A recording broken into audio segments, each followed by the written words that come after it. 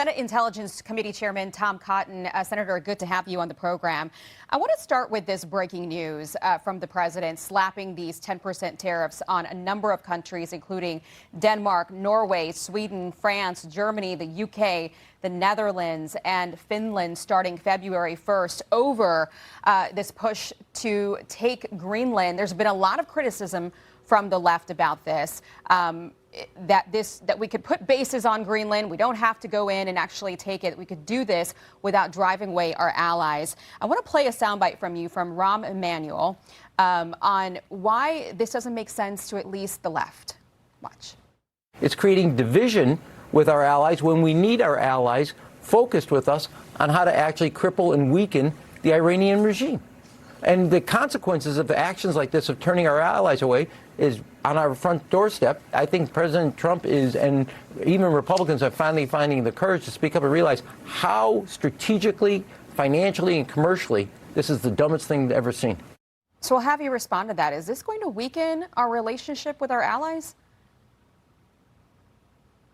Well, first off, Aisha, it's good to see you and good to be on with you, and congratulations on your new show.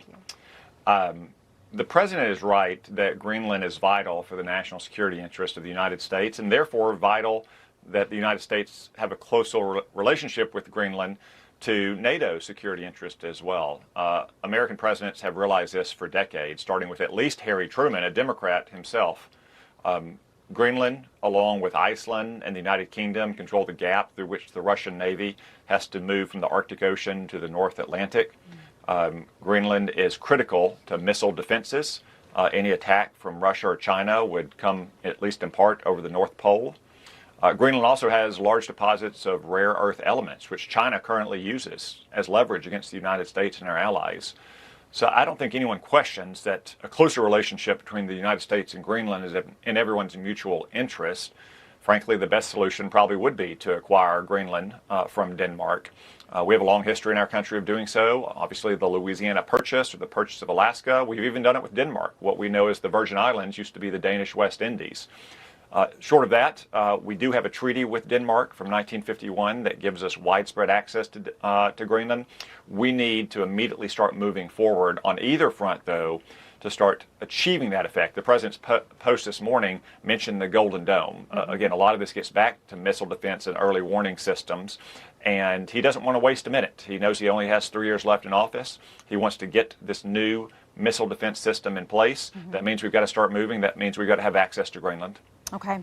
I want to talk about Iran, too, because the Ayatollah has been on a Twitter tirade. I guess it's called X now, but he's been very busy on his cell phone this morning tweeting about President Trump. And he wrote part of this. He says this: "We find the U.S. president guilty due to the casualties, damages, and slander he inflicted upon the Iranian nation."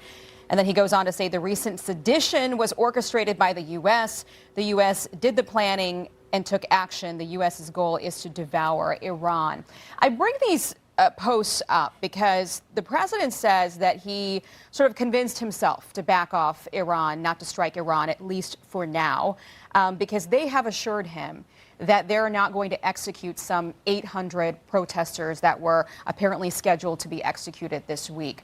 Can the president, can the U.S. trust what this regime and what the Ayatollah is telling us? No, of course not, Aisha. And boy, I don't know if I was the Ayatollahs, I'm not sure I'd be poking the bear with Donald Trump. Remember, this is the man that killed their terrorist mastermind, Qasem Soleimani, in 2020, blew up their nuclear program last year. There's a reason why the Ayatollahs tried to assassinate Donald Trump in 2024. Something tells me that he hasn't forgotten that, nor should he, because it's not just him. They've got the blood of hundreds of Americans on their hands over the years. And I don't think we're anywhere near the end of these protests. They may have diminished some in recent days as the regime began to kill its own people. But if you recall, the Islamic Revolution in Iran is often dated to 1979, but it was preceded by a year of protests throughout 1978. And the Ayatollahs can't address the grievances of their people. One, the illegitimate repressive regime that they've imposed on them for 47 years, but two, the fact that their currency is now not worth the paper it's printed on. People can't afford anything inside of Iran. So I think we're very much still in the beginning chapters of the story, not at the end of it.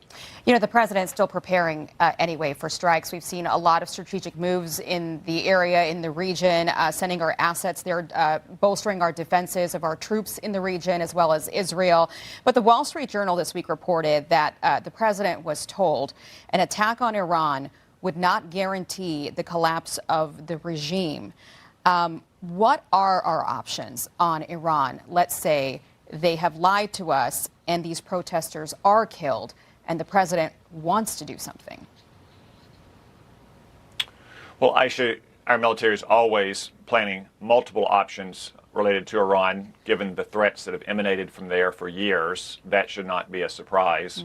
We're taking prudent steps right now, as you just mentioned, to give the president multiple options as well. Now, it's true that this would not be like a strike on their nuclear program or the raid to apprehend Nicolas Maduro, that this might be more wide-ranging. But ultimately, what we want to do is put maximum pressure on the Ayatollahs and minimize civilian casualties inside Iran as much as possible. And we have a whole array of menus, not just military, to do that. Okay, we'll wait and watch and see what the commander-in-chief does, if anything, in the next couple of days. You never know, and sometimes it happens on weekends. Chairman Tom Cotton with us today live. Thank you very much for joining us. Great to have your insight. Thank you, Aisha.